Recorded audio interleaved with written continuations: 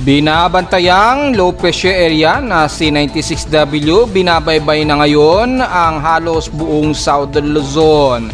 Inaasahan na maulan sa buong bahagi ng Southern Luzon kasama ang Metro Manila at kasabay nga po ng trough nitong C96W at ng habagat.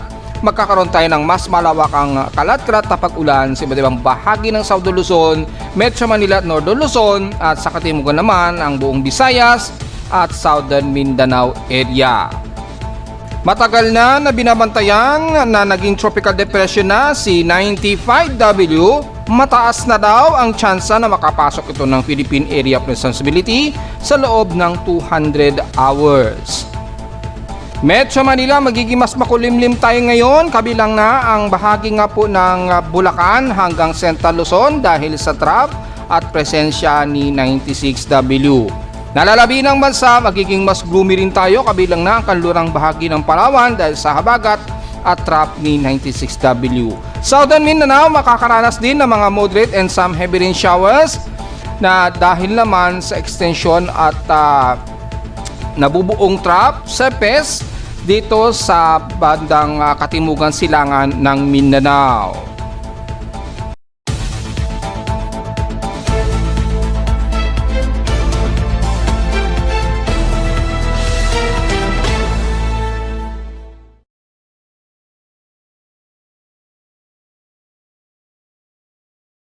Hello, good morning mga folks. Welcome po muli sa ating Daily Weather Bulletin at Analysis para sa maulang araw ng Martes, June 30, 2026. Ang oras sa ating Boss Work ngayong umaga ay alas 10:26 na ng umaga.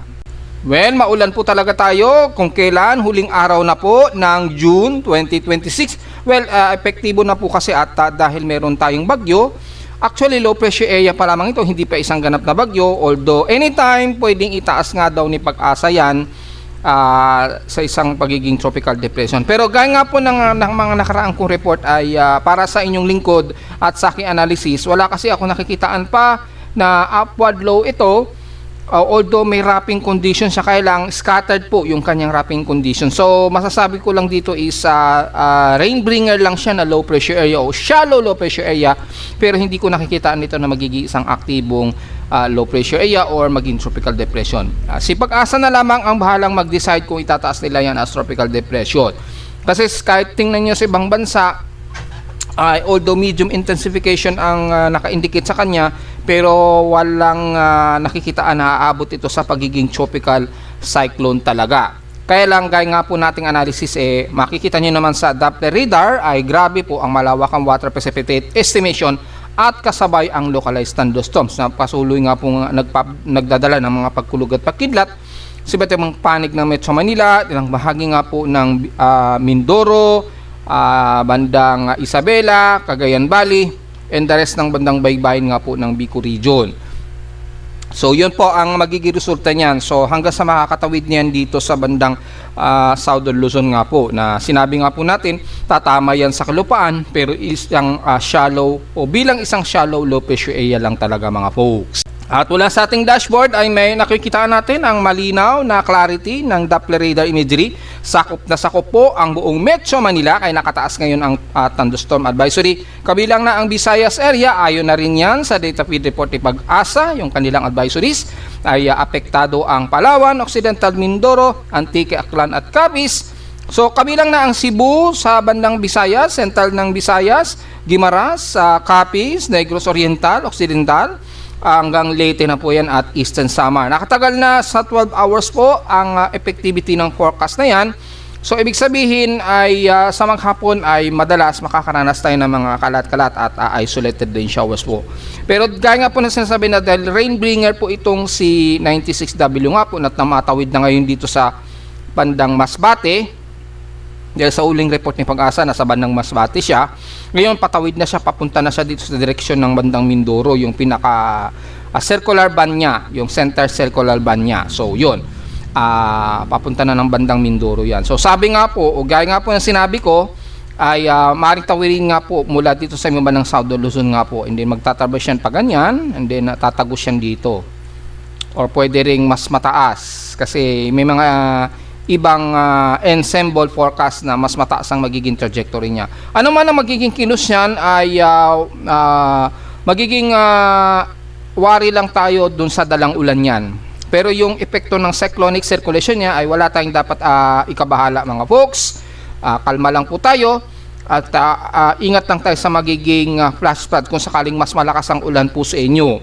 Well, regarding sa malakas ng ulan, gamitin natin yung Doppler radar imagery. Makikita natin yung estimation at least mga ilang clusterized heavy rain showers po ang nagpapaulan ngayon dito sa bandang Laguna. So i-reduce natin yung opacity para makita natin yung most of areas. Makita natin kasama na ang Pagsanghan, yan, Santa Maria sa Laguna, yan, Lucban, Nakarian, San Pablo, yan, apektado po yung areas na yan. Makikita po natin yung mga areas kasi naman ang San Pablo at mula sa bandang Camarines Norte at Polillo Islands at Quezon Province at Timonan Quezon. Tumatawid yan dito sa bandang Batangas mula sa bahagi nga po ng Tanawan, Lipa, yan. Mga kanalas tayo ng mga kalat-kalat po ng mga ilang moderate and scattered lang na mga heavy rain showers. Dahil makita natin scattered po ang dala ng ulan nitong trough na ito.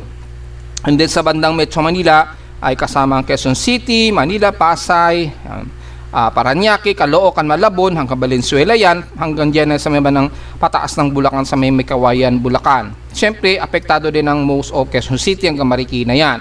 Yan.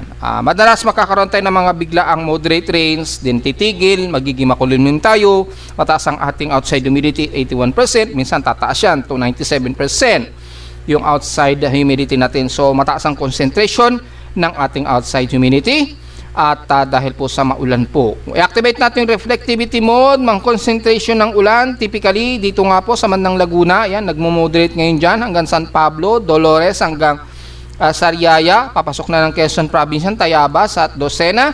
Yan yung concentration ng mga light to moderate yan.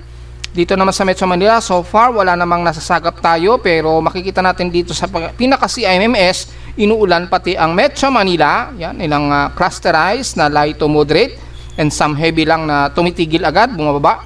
So very threshold lang ang ulan. So kapag hindi masyado kita ng reflectivity ng Doppler radar, may backup tayo. Ito yung CIMMS at kitang-kita naman po natin dito na nagkakaroon tayo ng pag-ulan sa Metro Manila. Patas na yan ang bandang Bulacan, kasama na Anggapan, Nueva Ecija, San Miguel, Bulacan, Angeles, Pampanga, hanggang sa Bataan, sa Balanga, yan, mga ilang moderate and some heavy rain din. At bandang Cavite, Imos, Silang Cavite, hanggang Tagaytay na po yan. Kitang-kita naman po, nagkakaroon tayo ng mga ilang moderate and some heavy rain showers po. At kitang-kita dito sa pinaka-Doppler imagery ng CIMMS na hindi kita dito sa Doppler. Yan. Ang kita lamang mostly dito sa may bandang Bataan po. Yan, may reflectivity dyan. Pero makikita naman natin very scattered po ang mga pag-ulan po. Kabilang na dito sa may bandang Southern Luzon. Ayun, kitang-kita po ng reflectivity. Nagiging maulan din sa bandang Marinduque, Romblon, Masbate, yan, at most of Panay Island at Negros Region.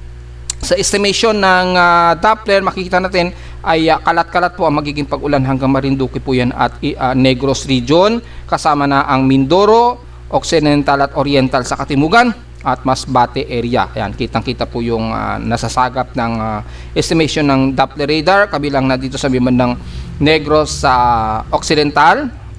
Yan, nakaabutan din sila dito sa may bandang Sipalay. So, magdala ng payong mga folks, although hindi ganun ka-violent ang mga pag-ulan, minsan-minsan na itong nag-heavy rain. So, importante magdala na lang ng payong mga folks. Dahil, kumbaga, katumbas ay parang habagat rain showers ang nagiging dala nitong low pressure area na ito na si 96W. Wala naman sa ating lightning detection. Kung sisilipin po natin yung lightning detection, ayun naman, overload na naman yung ating workload. Yan, so i-refresh nyo lang po para magkaroon kayo ng puwang doon sa workload. Yan, nakita natin ang ating total lightning strikes. Kung outer ay 138 ito, malayo sa bansa, pero yung mas malapit sa kalupaan ng bansa, 87 lightning strikes po ang nasa inner. Kasalukuyang may latest ng pagkulog at pagkilat dito sa may bandang malayong baybayin ng Eastern Samar. At dito naman sa may bandang Manila Bay, malapit sa may bandang Lubang. Yan, may mga yung nagpa-flash niya. Yan yung latest na lightning strikes na pumapasok ngayon. So, ingat po dahil may mga kasabay tayong mga pagkulog at pagkidlat At mula sa akin lightning detector ay nagkaroon nga ng medyo interference. Well, tumataas kasi yung conductivity dahil kasabay ng maulang panahon po. Pinakamalapit sa amin so far 26 km ang pinaka-closest sa amin. Malamang dito yan sa may bandang malapit sa may bandang Lubang or malapit sa Manila Bay. Yan ang pinakamalapit na nakikita natin na may mga pagkulog at pagkidlat. And so far patuloy pa rin ang lightning pulse at lightning strikes. Lalo na sa may bandang dulong hilaga ng bansa natin. Ayan, meron pa rin impact ng lightning strikes at patuloy ang pagkulog at pagkidlat dito nga po malapit sa Manila Bay. Ayan, dyan sa may pagitan nga po ng Mindoro, dito sa may bandang isla na ito ng Lubang Island. Ayan, ingat po yung mga kababayan natin dyan, kasalukuyan kayo mayroong matitinding pagkulog at pagkidlat at makita natin yung pulse ay napakalapit lamang dito sa amin sa Caloocan. Probably yan yung pinaka-closest na 26 km mula dito sa amin sa Caloocan. And the rest naman ay dito sa hilagang bahagi nga po na silangan ng Luzon na binanggit ko kanina, kasama ng Isabela o most of Cagayan Valley na nagkaroon din tayo ng sunod-sunod na violent thunderstorms po. Ingat na lamang po tayo mga folks dahil halos sa maghapon ganyan po magiging lagay ng panahon natin. So sa thunderstorm advisory naman, ang Northern Luzon nakataas na rin, sa apektado na ang buong Cagayan Valley niyan, Isabela at Kalinga. Yan, nakataas na sa bandang Cagayan kabilang ng Solana at Santo Niño. Sa Kalinga naman sa Rizal, City of Tabuk at Pinukpok. Yan, nakataas yan. Sa Isabela naman ang Quezon, Delfin Albano at Tumauni, yan, correct me if I'm wrong, paano ibigkas ng tama yan, ay meron tayong inaasahang thunderstorms daw dyan. 1 to 2 hours po ang effectivity niyan. So kung gusto niyo makita yung actual niyan ay dito yan. At mas maganda na po yung presentation natin at kitang-kita na po yung latest. Ito yung huling latest ng heavy rainfall, naka-yellow warning dito sa may bandang Occidental Mindoro. Apektadong lugar po ang ilang bahagi nga po ng Capiz. Ayan, nakataas na sa may kasama ng bandang Aklan, Colyon o bandang Coron, Palawan. And then yung expecting na maapektuhan din ng heavy rainfall ayon dito sa data feed ang ilang bahagi dito sa bandang El Nido. Yan, El Nido hanggang Santa Vicente, yan, hanggang Taytay po. Yan, sa paligid niyan.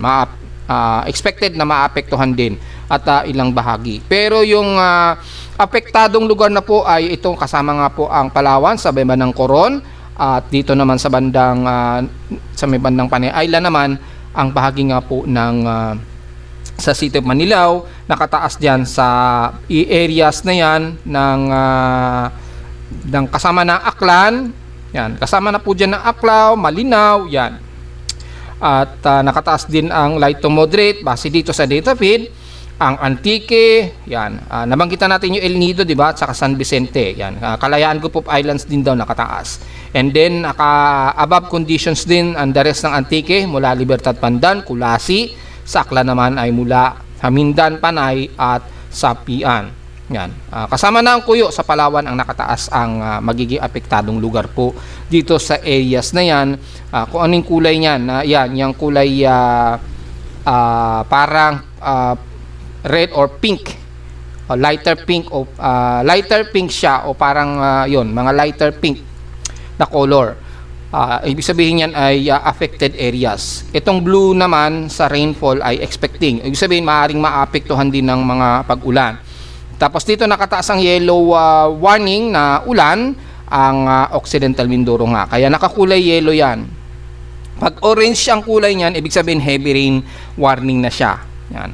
Sinundan natin yung pinaka-official ng warning ni Pag-asa. So kung yellow yan, ibig sabihin naka-moderate rainfall yan sa area na yan.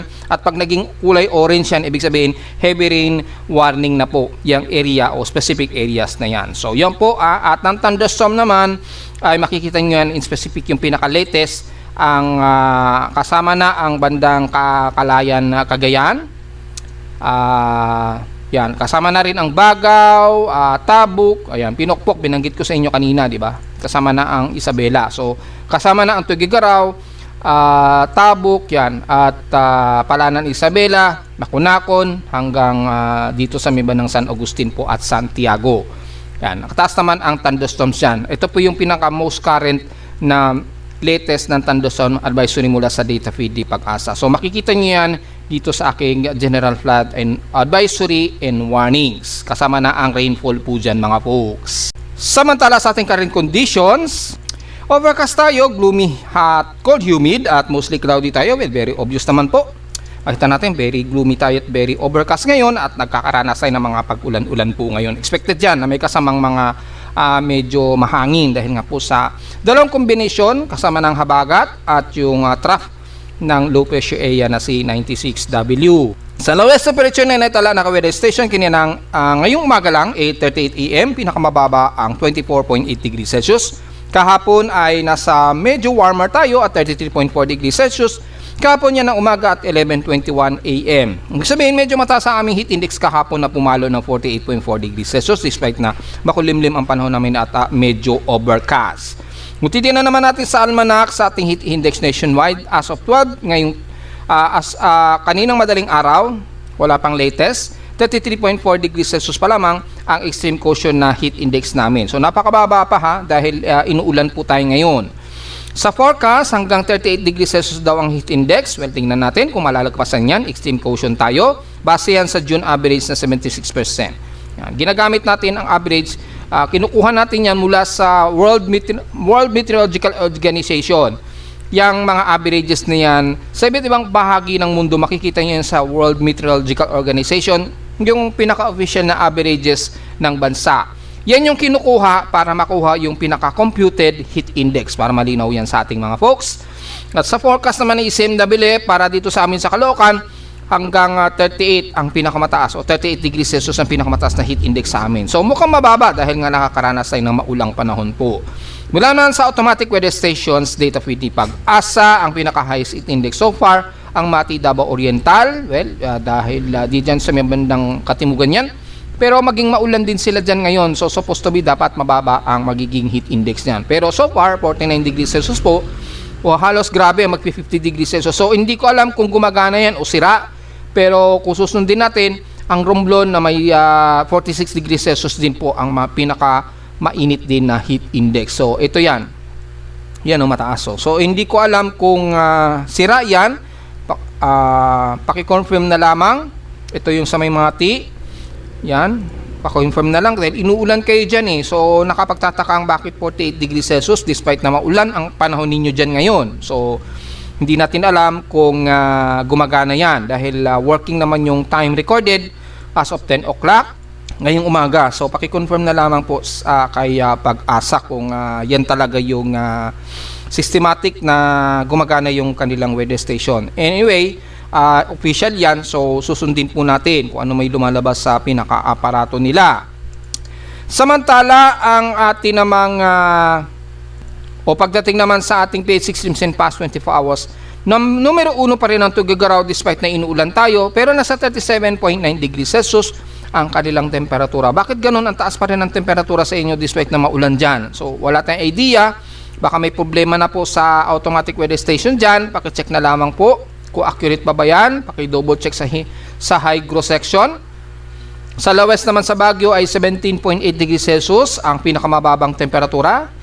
Pagdating naman sa inulan, ang nangunguna ang Cotabato na may 78 mm in past 24 hours ang total rainfall sa kanila. Pero sa amin sa Caloocan kahapon, nakatotal kami ng malakas din 38.7 mm ang total rainfall namin since kahapon ay no. And then, ngayong araw ay 15 mm na po. So, sunod-sunod na pong maulan na panahon at umabot na nga po ang aming total June rainfall na 351.6 mm. Nahigitan pa namin yung June average rainfall na 296. Meaning, mataas ang average rainfall namin sa Caloocan despite na meron po tayong drought o El Nino. So despite na mataas ang ating drought, naging mahigit pa yung aming above average rainfall for the month of June. Tumaas po. So halos tumaas ito ng 55.5 mm difference mula sa pinaka-average.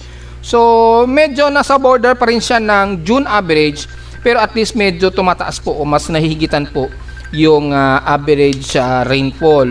Hindi kagaya ng mga nakaraang taon na lumagpas o halos nahigitan po ng mahigit sa 50 mm total rainfall. Samantala sa atin namang average wind speed mula sa ating PH Extremes nangungunang Itbayat Batanes na may 15.3 km per hour. Hindi kagaya sa amin na 3.4 km per hour lamang. So mababa po yan mga pooks. Sa ating outside humidity, well, mataas tayo. Well, maulan kasi tayo. 96% po outside humidity natin na may 2% ang ibinaba nito since last hour. Atmospheric pressure 1,006 hectopascals, bahagyang mababang atmospheric pressure dahil nga po malapit dito yung low pressure area. Mabagal ang pagbaba since last hour. High tide and low tide status, well, maximum high tide po tayo ngayon. At pinost ko na yung meron tayong written na daily weather report sa mga, at least kapag pwede tayong mag-post ng ating weekly daily weather report. Yan. Para mabilis ang typing ko, nagkakaroon na lang ako ng assisting na meron tayong ginagamit na assisting para sa mabilis na makagawa tayo ng report. Kaya nakakapag-post tayo ng daily weather report. Bukod dyan ay pwede nyo pa rin mapanood yung ating YouTube reports para sa pinaka-detail ng ulat ng panahon daily. So mataas pa ang ating high tide at nahigit pa rin sa 1 meter ang taas niyan. Ibig sabihin ay delikado po pumalaot lalo na sa silangan at kanlurang bahagi ng North Luzon. Sa Palawan din, mataas din ang alon dyan at dito sa may bandang South Luzon. Ingat po ha dahil papalo yan sa at least mga 1 meter ang taas ng alon po. Yan. Samantala sa atin namang air quality, well, moderate po ang ating air quality 59 index. So magmas po tayo sa mga sensitibong mga baga. Medyo natatrap lang siguro dahil hindi nakaka-evaporate ng mataas yung ating air pollution. Natatrap siya, so hindi siya agad nawawala dito sa city. So medyo nagmo-moderate ang ating air quality. Magmas na naman po tayo. Samantala sa ating almanak, sumikat ang haring araw kaninang 5:30 AM at lulubog po ito mamayang 6:29 PM. At ang ating full moon po tayo ngayon at 100% illuminated. Magmo-moonrise pa po ito mamayang paggabi na at 6:49 PM at bukas na ng paumaga na ng 6:13 AM naman ito lulubog. Sa ating local weather outlook para ngayong Tuesday hanggang bukas na Wednesday, well, very obvious, maulap ang ating maghapon kasama ang localized thunderstorms at maulan. Yan, precipitation natin 100%. Very obvious naman po ngayon. Bukas sa Miyerkules, partly cloudy tayo sa halos buong araw at localized thunderstorms naman bandating ng hapon po. So, chance na ng pag-ulan, 77 to 80% chance of rain. Highest and lowest temperature expected, maglalaro between 33 to 34 degrees Celsius and lowest temperature expected ay nasa 25 degrees Celsius. Ayon naman sa local weather advisory mula sa Data PD Pag-asa, as of 3 AM, namataan nila ang sentro ng low pressure area, C96W itong tinutukoy nila. Estimated ay nasa coastal water ito ng San Pascual, Masbate, which is pinakita ko sa inyo kanina, di ba? Pero ngayon wala na yan sa may bandang Masbate. Nakagalaw na yan ngayon, bandang pa Mindoro na yan. Yan, mga papunta na ng bandang Mindoro. So, diretso agad tayo sa ating ginagamit na satellite imagery. Makikita po natin sa heavy rain potential ng data infrared ng JMA, ng Japan Meteorological Agency. Makita natin ang napakamalawak na heavy rain potential dito kasama ang Metro Manila. Ilang bahagi nga po ng Pampanga, Bulacan, hanggang Gapan, Nueva Ecija na yan. At mula dito sa bahagi nga po ng Isabela, hanggang dito na yan sa may bandang itaas ng bandang Tugigaraw na nakakaranas ng heavy rain potential range. At dito sa bandang Bicol region naman, kasabay ang Camarines Norte, Quezon Province, yan, patawid na yan dito. At most of Mimaropa, kasama na ang Oriental at Occidental Mindoro, nakataas nga po kanina, which is diniscuss natin kanina, na mataas ang heavy rain potential dyan, kabilang ng Coron, Palawan, Puerto Princesa, hanggang Kalayaan Group of Islands po. Dahil nga po, nandyan yung presensya ngayon ng low pressure area, na C96W na tumatawid na ngayon, kaya nakakaranas tayo ng mas makulimlim at malawakang pag-ulan po. Kasabay ang Metro Manila, kasama na ang mga kapitbahay natin, ang Dasmariñas, Cavite, pababa na yan ng Batangas, Calamba, Laguna, yan, hanggang dito sa may bandang San Pablo, all the way hanggang Tayabas, Lucena, at Timonan, Quezon, at pababa na yan ang bandang South Luzon, kasama na ang Marinduque, Romblon, Burias Island, hanggang Masbate po yan. Siyempre ang Bicol region, mas makulimlim din tayo dyan, na may mga ilang kalat-kalat na pag-ulan din, na may pagkilat at pagkulog ang inaasahan natin sa halos buong Bicol region din, mula Catanduanes, pababa ng Legazpi, Sorsogon, and the rest ng Camarines Sur. Mula naman sa bahagi ng Visayas, magiging maulap din tayo at may mga kalat-kalat na pag-ulan ng iiral, lalo na sa bandang Panay Island at Negros region. Pinakita ko sa inyo yung heavy rain potential dyan at affected areas. kasabay na nga po ang Aklan, Antique, hanggang Iloilo na yan ang Guimaras, at bandang Negros Occidental naman ang Sipalay, kasama na ang Kamangkalan, Nakalotad, Bacolod, at pababa ng bandang Bayawan. Siyempre, pagdating sa Central Visayas, maulap pa rin kayo dyan, kasabay ang Cebu, Bohol at Dumaguete at Siquijor. Although mga scattered lamang na mga ilang light to sa moderate rain showers ang kalimitan ang mararamdaman sa bandang Central Visayas, at mga ilang moderate to some heavy rain naman bandang Saudo Leyte, pataas na yun ang bandang Tacloban. Eastern Visayas naman, magabat maulap din ang aasahan natin sa maghapon, magkakaroon din tayo ng mga isolated na mga hina at katamtamang pag-ulan lamang. Walang masyado tayong nakikita na mga heavy rain potential dito sa bahagi nga po ng Eastern Samar, pero madalas sa maghapon magiging isolated case na mga light to sa moderate rain showers at mga pagkulog at pagkilati ng inaasahan. Wala naman sa bandang Mindanao, magiging maulan din ang most of Zamboanga Peninsula, lalo na dito sa may bandang Zamboanga del Norte. Sako po ang bandang Siocon, pababa ng Zamboanga City, at mga isla ng Basilan natin at Hulusulu. Although mas katamtaman ang panahon dito na may maulap na yung papaurin, kabilang na ang most of Zamboanga Sibugay, hanggang dito na yan sa bandang Misamis Occidental. Very gloomy rin tayo dyan hanggang sa buong Northern Mindanao part. Although at least dito, mas umaaraw-araw sa inyo at medyo nagiging hot humid paminsan-minsan, lalo na sa bandang Surigao del Norte at most of Caraga area. Siyempre, magiging maulap na tayo bandang Agusan del Sur, at dito naman sa silangan ng Tandag pababa ng Bislib at Hinatuan, magkakaroon na tayo ng mga ilang moderate to some heavy rain showers na dyan, pababa ng buong dito sa mga ng Davao de Oro, hanggang dyan sa mga ng Gobernador Honoroso, moderate to heavy rain showers na po tayo. Damay na, kabilang na ang bandang northern part ng Davao del Norte. So ang City of Davao, magiging maulan din tayo at maulap. Panabo, yan, lalo na, kabilang na ang ilang bahagi nga po sa Kalinan at Malabong. The rest naman ng Davao del Sur, pababa ng Sarangani, magiging mostly cloudy din tayo at asahan din kalat-kalat na pag-ulan ng mga ilang light to moderate rain showers and localized thunderstorms. Ingat po sa mga potential na pagbaha at pagguho ng lupa, lalo na sa mga nililindol sa lugar ng paligid ng General Santos City. Ingat na lamang po, iwasan natin muna sa medyo mabundok na, lalo na't malakas, magkakaroon ng malakas na pag-ulan, baka mabigla tayo sa biglang pagguho ng lupa, ha? Lagi po tayo nagpapaalala dahil sa nililindol sa area na yan. And the rest naman ng Soxagen area, kasabay na ang Sultan Kudarat, South Cotabato man yan, North Cotabato, hanggang Maguindanao del Sur ay magiging very gloomy tayo. Although at least dito medyo sumisikat-sikat ang araw sa inyo. Isolated po ang pag-ulan sa inyo na maya-maya nagkakaroon tayo ng clusterized heavy rain showers. And then the rest and central ng Mindanao sa Bukidnon, magiging mas katamtaman tayo. Although makakaranas tayo ng mga forecast na isolated rain showers and localized thunderstorms din sa maghapon dahil sa epekto nga po ng surface trap na umiiral po. So ingat po, nagdala na naman po tayo ng payong dahil medyo hindi stationary ang behavior ng weather pattern natin, dahil may umiiral tayo na surface trap kasabay din ng trap nitong low pressure area na si 96W na nagpapaulan ngayon kasabay sa Metro Manila, at sumasabay naman ang daloy ng habagat na medyo ramdam dito sa bandang Palawan area. So yan po, kitang-kita naman po sa satellite imagery. Kung i-activate natin high resolution images ng satellite imagery, ito po yung most of cloudy sa bahagi nga po ng South Luzon, kabilang na ang bandang Metro Manila po. Mas maulap tayo ngayon dyan. Yan, ito po yung pinaka bright mode nya. Yan, halos cover na cover po ang buong Central Luzon hanggang South Luzon at Visayas, lalo na sa bandang Kaluran, balot na balot po ng kaulapan. Kung bababain natin yung pinaka opacity, ito po yung apektadong area. Yan, kitang-kita po. So yan, kasama ang Metro Manila at magiging maulan ang bahagi ng yan. So i-activate natin ang sandwich mode. Makikita natin ang mas apektado po ang most of southwestern sections ng Luzon at South Luzon, dahil nga po sa presensya nga po nitong low pressure area.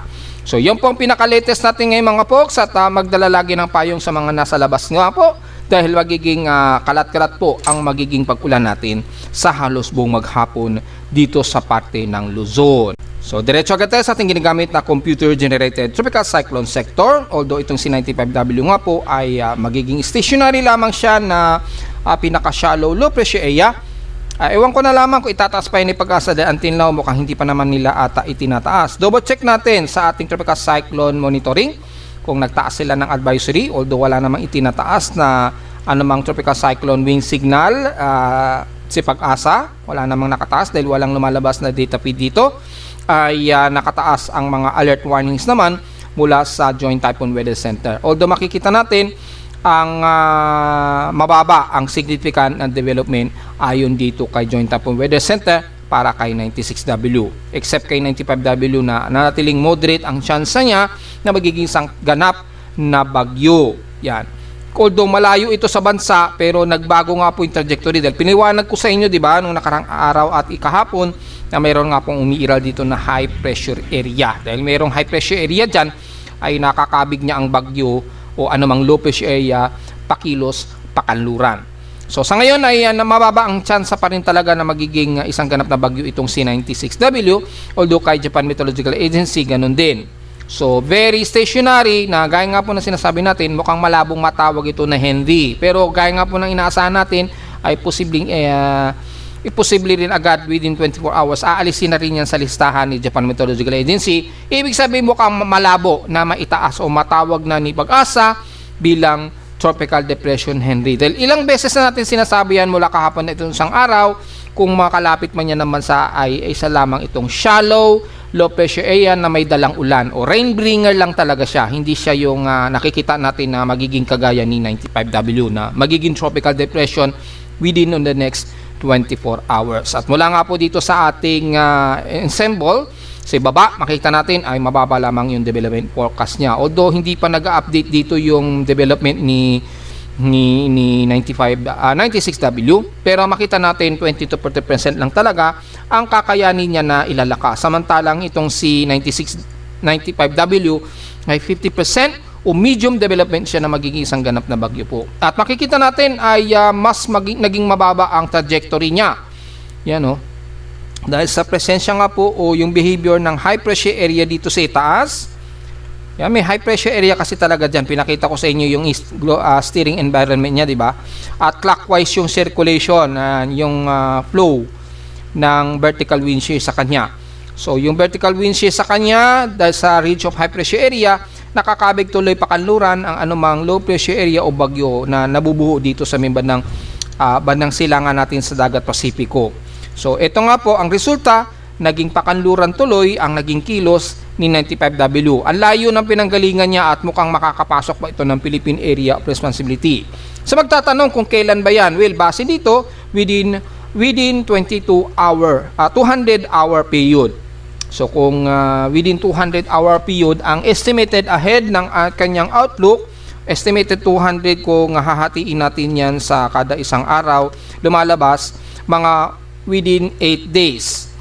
So kung 8 days yan, baka sa darating na weekend ng unang linggo ng July 2026 na maaring makakalapit na ito o makakapasok ng Philippine Area of Responsibility. Kung susundin natin yung extended outlook nito ng ensemble forecast o yung pinaka long range forecast niya. Kung marami pang pagkakataon na magbabago yan kasi dito medyo dumaos-dos muna siya, medyo dumaos-dos and then makaka-recover siya pa hilagang kanluran muli. And then west northwestward. Dito malinaw na tutumbukin muna nito ang bahagi nga po ng Guam or ng Northern Mariana Islands. So sila muna makakaranas ng sungit kung maging ganap na bagyo man itong C95W. Bago ito tuloy ang makakapasok o makakalapit ng Philippine Area of Responsibility sa susunod na linggo o sa susunod na weekend, estimated ahead of time yan. Pero kung titingnan natin yung pinaka mas longer forecast, mapapansin po natin na halos hindi ito nakikitaan na lalapit sa malaking kalupaan ng Luzon, just in case. So, posibleng ito nga ang matawag na Henry, itong C95W, hindi itong C96W. Possible yan, dahil dito sa nagbagong trajectory niya. Kung titingnan natin sa ibang ensemble natin ng GFS ensembles, kung ganun din ba ang pinapakita niya, dahil lumalabas dito sa pinaka-empirical ay ganun din. So, kung titingnan niyo sa AIFS o NB, ganyan din ang lalabas niyan. Ayun, lumalabas talagang ganun talaga. Mukhang papasok na ito ng Philippine Area of Responsibility next weekend. Yan, yun din ang lumalabas. At mula naman sa CMCE, kung titingnan natin sa CMCE, probably ganyan din ang lumalabas. Ayun, So, ganun din po ang lumalabas at mukhang mataas ang confidence ng forecast niya na papasok ito ng Philippine Area of Responsibility. So yun po yung pinaka-initial natin sa Tropical Cyclone Advisories and Forecast. Pero dun sa magiging generated tropical cyclone sector natin as of 8 o'clock ngayong umaga ay nag-overload na naman yung ating maraming bumibisit sa ating website kapag ganito. Nag-overload po yung workload niya kapag ganyan. So hindi po yan error sa aking webpage, kundi overload dyan kapag masyadong maraming resources na nagagamit. Gaya nga po nating paliwanag, pinakamura kasing hosting service ang ating kinuha. Hindi kasi natin kayang mag-fund ng mas mahal. Siyempre, mas mahal pero mas malawak yung resources na magagamit ng aking webpage. Maiiwasan yung ganong error. So medyo pasensya lang po talaga. Tiyagain lang po muna natin unless kung magkaroon tayo ng maraming resources pa na kaya nating mag-upgrade ng hosting service para palakihin natin yung resource limit. Nakalimit kasi to. So, yun po. Kapag more than 300 na ang nagbibisit sa webpage ko, nagkokos na po ng error yan. So, lumagpas na siguro na mahigit 300 yung visitor ko sa aking webpage. Yung kasing limit nito. Every minute po yun kapag nagsabay-sabay na mahigit sa 300 visitor. So, nag-e-error siya. Pero kung hindi naman, within 200 a minute lang, hindi siya mag-error. But since maraming gumagamit ng ating webpage, yun po ang nagiging resulta, nagkaka-error po. So sa mga nakikinig ay medyo pasensya lang po talaga. Hopefully ay magkaroon tayo ng mas malaking funding para mapalaki natin yung ating web hosting services at palalakihin natin yung pinaka-resources limit. Kapag mas malaki kasi ay hindi na maiiwasan na yung ganong error, kaya lang mahal talaga siya. So estimated siguro maabot ng 4,000 to 5,000 a year yung web hosting service. So yun po ang difference. So hindi tayo masyado naka-upgrade. Yan po yung paliwanag natin dyan. And so far ay nasa vicinity na ngayon ito ng Romblon, ang sentro ni 96W as of 8 o'clock. Yan. Sustained wind niya ay so far ay nasa 37 km per hour. At bugsong 48 km per hour. 1,006 hectopascals po yung kanyang central circulation niya. Hindi kagaya ni 95W, sorry. Halos magkapareho lang sila ni 96. Kahapon nag-tropical depression yan si 95W, yun po. Ngayon medyo naging magkatulad sila ni 96W ngayon. Yan. Ito ngayon yung trajectory niya at dito nga po siya unang naglandfall sa may bandang Borongan Eastern Samar, bandang San Julian. Ito unang naglandfall and then tumawid dito ng bandang Masbate mula kanina madaling araw. Yan. Mula rito then tumawid niya ng bandang Masbate, yan, hanggang dito ngayon sa may bandang Romblon na. Yan po yung naging trajectory niya so far. So, apektado rin o halos tinamaan din ng bandang Sorsogon o Bicol region. So, apektado tayo dyan. Kung i-activate natin yung pinaka-satellite imagery. Yan, yung satellite dark mode. Ito po yung satellite mode. Makikita po natin ang malawak na ito ng kaulapan na may dalang ulan po. Na apektado ang buong Bicol region. Siyempre, abot hanggang Metro Manila. Sinabi na natin yan, uulanin din tayo sa Metro Manila niyan. Hindi naman tayo nagkamali ng ating analysis na ganun din talaga ang nangyari yan. So, yun po. At ito po yung pinaka-tropical cyclone track combination. Wala pa po so far. At ito pa lamang yung forecast para kay 95W. Tiling invest siya pero nag-tropical depression yan since kahapon at madaling araw. So, medyo humina siya ngayon. So wala tayong tropical cyclone forecast error, pero yung ensemble nga po pinakita ko na sa inyo. Ito po yung magiging forecast ensemble. Silipin natin kay DeepMind AI kung ano yung magiging ensemble nito para kay 95W. So kitang-kita po dito kay 95W ay yung magiging forecast din niya ay halos papasok din daw ito ng Philippine Area of Responsibility. Yan. So mukhang papasok siya ng PAR. Yan. At dito, pinapakita, mukhang malakas na bagyo siya, according dito. Yan o, magsusuper typhoon pa daw, di ba? Magsusuper typhoon pa siya. Kailan siya magta-typhoon category? Severe tropical storm, dito, mga within 96 hours. And then, magta-typhoon category ni siya pagdating ng 96 hour period. So, within within 2 days or within 3 days. Yan. So, unang linggo na yan ng July. Yan. Dito na siya magta-typhoon bago siya makatama ng bandang Guam or ng Northern Mariana Islands. So, posible itong maging mas malakas na bagyo ha, dahil yun din na lumalabas sa ating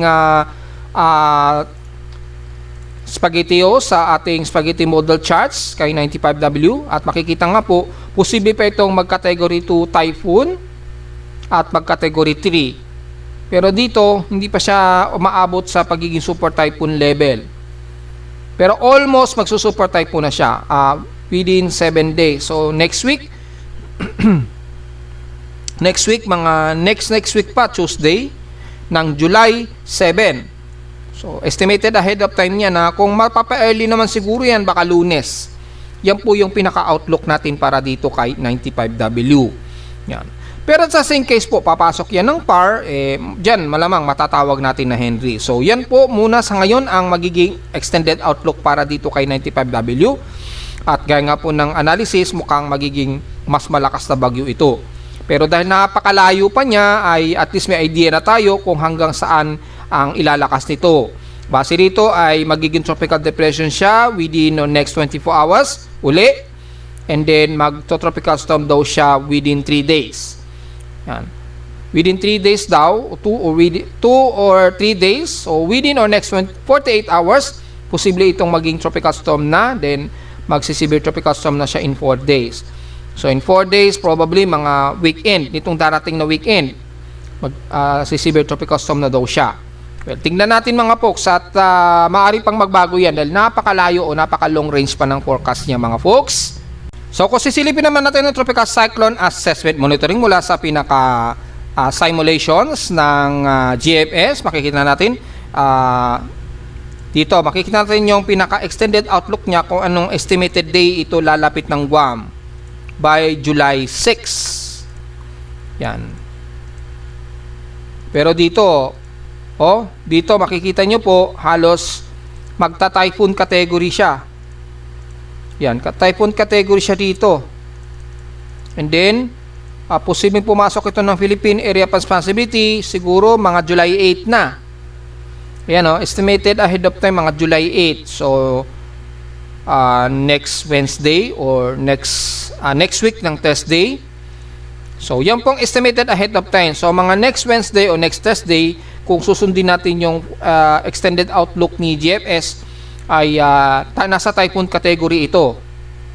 Then, kay ECMWF naman, naka-overload na naman tayo. So, reload po natin uli. Pasensya na talaga dahil maraming gumagamit ng ating webpage. Maging sa mga employee ni Pag-asa, yung mga DMRC na nadedetect ng ating webpage na kapag ginagamit nilang ating webpage. So, ganito nangyayari. So, kung meron tayong mapagkukunan ng more of resources, ma-upgrade natin yung web hosting, ay pag na-upgrade natin yung pinaka-web hosting, ay maiwasan natin yung magiging 503 error na yan. Pag sinabing 503 error ay sagad na yung resources niya dahil sobrang dami ang bumibisit sa ating webpage. Yung pong ibig sabihin yan mga folks. So ang gagawin nyo lang, i-refresh. So yun po ang mangyari. At makita natin kay ECMWF naman, dito ay naging isang aktibong tropical cyclone na rin siya. Dito naging tropical depression siya pero very early pa.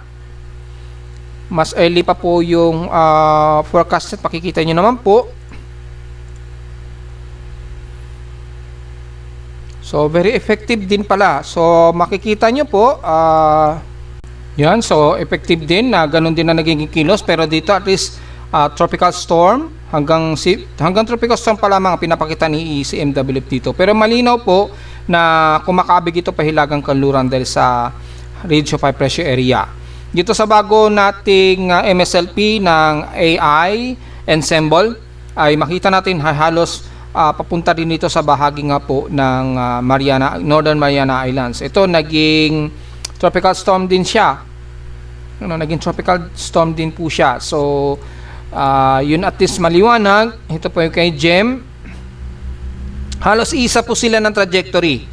Maging kay AIFs o AI ensemble Yan, forecast, ganun din ang magiging trajectory niya. So, mukhang mataas ang confidence nila na mukhang papasok pa ito ng Philippine Area of Responsibility next week. Unang week na yan ng July.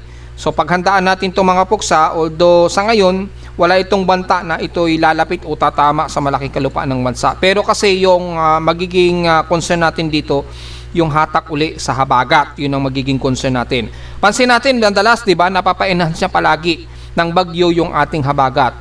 Wala tayong nagiging problema kahit maging malakas man yung mga bagyo na dumadaan malapit sa bansa. Ang nagiging problema nga lang natin yung enhance habagat lang talaga. Malinaw yan during El Nino season o phenomenon, ay ganyan ang kadalasan natin nararamdaman dito sa Pilipinas. Yung enhance habagat ang nagpapa-apekto sa atin, hindi yung mismong bagyo ang kadalasan. Yan. Mula sa ating global spectral model naman sa mean sea level pressure, ay mataas din ang confidence ni Japan Meteorological Agency na ito ay lalapit dito sa bahagi nga po ng Guam o Northern Mariana Islands. Mga July 7 na yan or 8 ang estimated ahead of time yan. And then, posible itong tutungtong sa loob ng ating Philippine Area of Responsibility. Siguro mga susunod na Wednesday na siguro yan o Thursday. Yan ang estimated ahead of time natin ha. At least malinaw yan mga folks. At ito po yung tropical cyclone strike probability. Mataas na po siya, nasa 100% chance yung forecast niya. At mula naman sa ating subseasonal range, kung posible ba itong papasok ng PAR, well, tingnan natin. Hopefully, mag-load yung latest image. Walang latest. So, wala tayong makuwang latest para kay ICMWF. Pero, kung titingnan naman natin sa mga empirical forecast, malinaw na papasok ito ng Philippine Area of Responsibility next week. Although, wala nga siyang banta na lalandfall ito sa ngayon. So, yan lang po ang pinaka-latest natin sa ngayon. Magiging info para kay 95W. Yung banta ng pag-enhance sa bagat na magagawa ni 95W. At posibleng ito nga po yung matatawag nating Henry, hindi itong si 96W. So, diretso agad tayo sa ating ulat lindol. Well, mukhang wala naman tayong nadetect na malakas-lakas na mga pagyanig so far. As of 11:29 ngayon. So, wala naman tayong magiging problema. Kaya lang, sa pinaka-data feed ni PBOX, dito, malamang yung aftershocks na naman sa may bandang Sarangani. Mula kaninang madaling araw, so far, ay wala naman.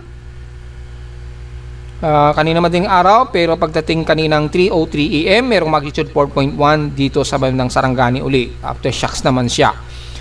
Hindi siya masasabing aftershocks dahil sobrang layo niya o sa Baybalot Island. So mukhang bagong lindol ito. Then after nyan, wala namang sumunod na magnitude 4 so far.